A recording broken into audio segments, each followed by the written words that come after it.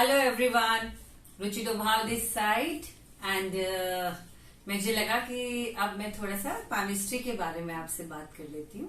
तो आज का जो टॉपिक है वो बहुत सारे लोग बहुत सारे उपाय कर चुके हैं, उन्हें पता ही नहीं चल रहा है कि लाइफ में ट्रबल क्या है और इसको सॉर्ट आउट कैसे करें।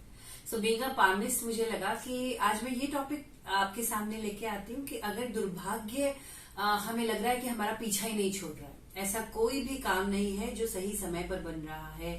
मकान बनाना चाह रहे हैं पर नहीं बन रहा है, लोगों से दुश्मनियां हो जा रही हैं, व्यापार का कोई ठिकाना नहीं है, आय के साधन प्रॉपर नहीं बन रहे हैं, बीमारियां पीछा नहीं छोड़ रही हैं। मतलब ये कुछ लक्षण होते हैं जो पता लगता है कि कहीं ना कहीं दुर्भाग्य हमारा पीछा कर रहा है। आप कैसे पहचान सकते हैं अपने हाथ में?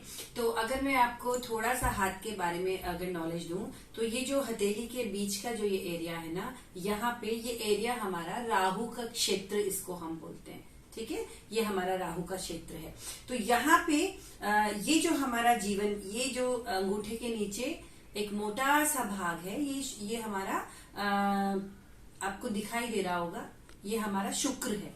ठीक है, अब यहां से ये अंगूठे के इस तरफ से अगर बहुत सारी रेखाएं आपको दिखाई दें कि ऐसे निकल के आ रही हैं, निकल के आगे की तरफ जा रही हैं और हमारी जीवन रेखा, ये मेरी जीवन रेखा है, इसको काट रही हैं और काट के आगे बढ़ रही हैं। तो ये देखिए आप, ये सबके हाथ में सबको आराम से दिख जाएगा, ये है हमारी जीवन रेखा। और यह मैं बात कर रही हूं कि अगर ऐसे रेखाओं का जाल, ऐसे कुछ रेखाएं बहुत जाल के रूप में कहीं भी जा रही हो, ऐसे इसको काटती भी आपको दिखाई दे, तो इसी को हम बोलते हैं कि कहीं ना कहीं ये बाधाएं आपके क्षेत्र में दुर्भाग्य को लेके आ रही हैं। ये राहु का क्षेत्र है जो पीड़ित हो चुका है और आपके जीवन में अब आपको आयु निकालनी तो आती नहीं है ना कि ये, लेकिन आपको दिख रहा है कि ये जाल है। अब क्या करें? ये है सर पूर्व जन्मों के कर्म, है ना। हमारे जीवन में जो भी होता है ना, जो भी होता है, आप उसके लिए कृप करिए या मत करिए, यही डिसाइडेड था, यही होना तय था। आपको लगता है ना कि अगर मेरे पापा उस वक्त ये निर्णय ले लेते या उस वक्त मैं ये निर्णय ले लेती तो शायद मुझे ये नहीं झेलना पड़ता। नहीं, क्योंकि जब आपने ये निर्णय लिया था तब आपको यही निर्णय सबसे सही लगा था, आपने यही निर्णय चुना था।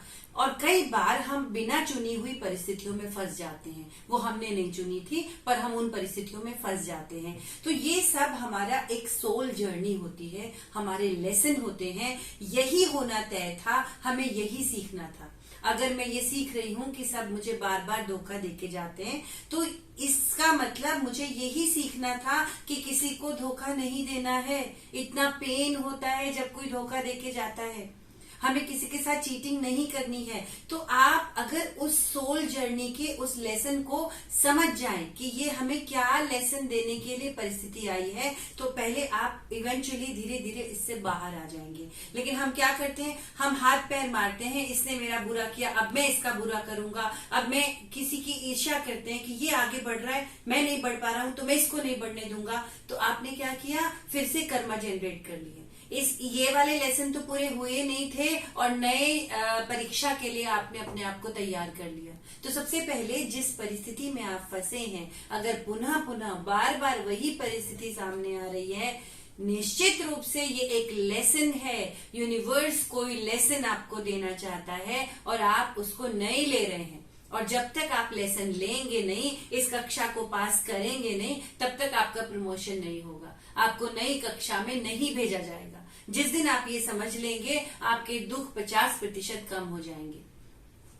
अब हमें समझ में आ गया कि ये रेखाएं हैं, राहु क्षेत्र से आ रही हैं और हम बहुत ज्यादा इन परिस्थितियों में फंस चुके हैं। अभी उपाय क्या करें? सबसे पहले सरेंडर जोन में आ जाइए। रोज रात को ईश्वर से प्रार्थना कीजिए कि भगवान, मेरे को समझ में आ गया है कि मुझसे कुछ न कुछ अपराध पहले जन्म में या इस जन्म में हुए हैं, जिसका मैं लेसन ले रहा हूँ, मैं सीख रहा हूँ और मैं सीखने की प्रोसेस में हूँ। तो मुझसे किए गए, मैंने मन से, वचन से, कर्म से अगर कभी भी किसी का दिल दुखाया हो, मैं उसके लिए दिल से माफी मांगता हूँ। और किसी ने अगर मेरा दिल दुखाया है तो मैं उसे माफ करता हूँ। ये फॉरगिवनेस प्रेयर, क्षमा प्रार्थना यू हैव टू डू, आपको करनी पड़ेगी। और करते कितने दिन तक? आप फंसे हैं ना इस मुसीबत में, आपको है ना प्रॉब्लम। जब तक इस प्रॉब्लम से बाहर नहीं आ जाते तब तक करते रहिए। लोग पूछते हैं कि उपाय कितने दिन तक करें। भाई जब तक बुखार है तब तक दवाई खाइए ना, जब आपका बुखार उतर जाएगा दवाई खाना बंद कर दीजिए। सो अभी एक चीज और मैं बताती हूँ, ये जो मुद्राएं होती है ना ये बहुत पावरफुल होती है। और अच्छा मैं अब एक चीज और आपको बता दूं कि मेरे YouTube चैनल पर मैं अगर कोई भी उपाय आपको कभी बताऊंगी तो वो उपाय मेरे टेस्टेड उपाय होंगे। वो मैंने पहले स्वयं या अपने लोगों पर उपाय करके देखे होंगे, रिजल्ट मेरे सामने होंगे, तभी मैं आगे आपको बताऊंगी।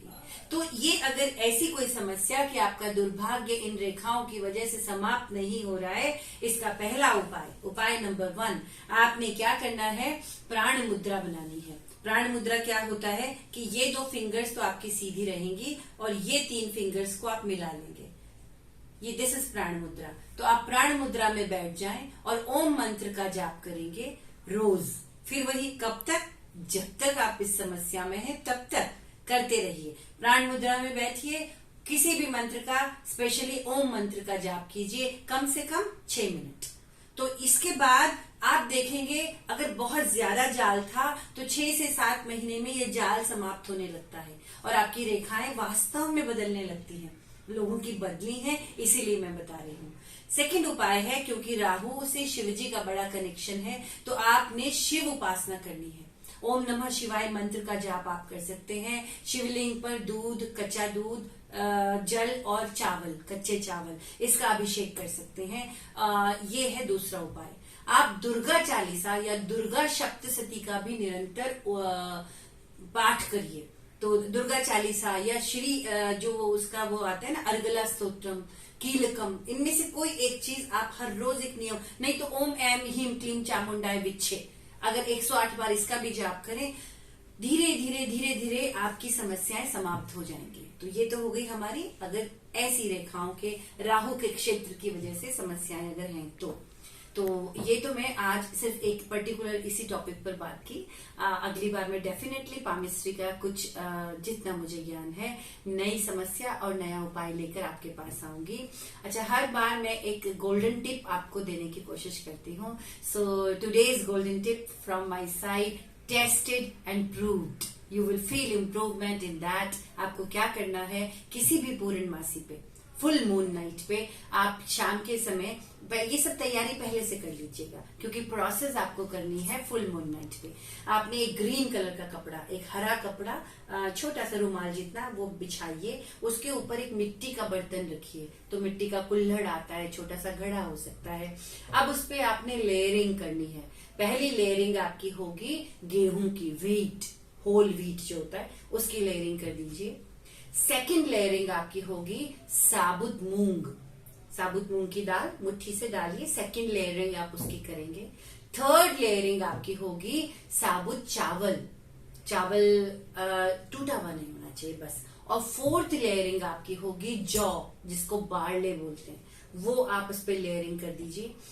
फिफ्थ लेयरिंग आपकी होगी कॉइन्स, आप जिस भी कंट्री में रहते हैं वहां के कॉइन्स, ठीक है, उस कॉइन्स को उसके ऊपर रख दीजिए। और सबसे ऊपर एक लौंग, इट शुड बी कंप्लीट, फूल के साथ पूरी, वो रख दीजिए। और अब आप इस कपड़े को उठाइए और इसको मौली से बांधना है, इसका मुंह। अब आप मौली से लपेटा ले रहे हैं और अपने जीवन की एक समस्या बोलनी है कि अब मेरी सारी बीमारियां समाप्त हो गई हैं, अब मेरी नौकरी लग गई है, अब मेरे बच्चे बहुत अच्छा कर रहे हैं, अब मेरे जीवन में सौभाग्य आ गया है। अब जो जो चाहते हैं वो 7 चक्कर में पूरा बोल दीजिए। उसके बाद इसको गांठ लगा दीजिए। अब आपने इसको दक्षिण उत्तर, साउथ वाला जो आपका डायरेक्शन है उसमें इस पोटली को रख देना है, छुपा के रखना है, बार बार किसी की नजर ना पड़े। और बस 1 साल के लिए वहीं पे प्लेस कर दीजिए, ये वहीं पे पड़ी रहे। एक चीज का आपने ध्यान रखना है, बीच में चेक कर लीजिए, अगर आपको लगता है इसमें कीड़े पड़ गए या घुन आ गई है, ऐसा फील होता है, तो ये कहीं ना कहीं बहुत ज्यादा नेगेटिविटी है आपके यहाँ पे, डम्पनेस है, कहीं सीलन है डेफिनेटली, तो आपने उसको मिट्टी में दबा देना है या बहा देना है, इसको तो डिस्पोज कर देना है और फिर नेक्स्ट फुल मून पे आपने नया बना देना है। तो ये आपके यहाँ प्रॉस्पेरिटी लाएगा, स्टेबिलिटी लाएगा, और ये जो कहीं ना कहीं बाधाएं आपका पीछा नहीं छोड़ती हैं, इसको पूरा करेगा। और फिर कर्मों की तो मैं बात करती हूँ, अपने कर्म भी सुधारते रहिए, लेसन लेते रहिए, what universe wants to give you. So that's all for today. Thank you so much.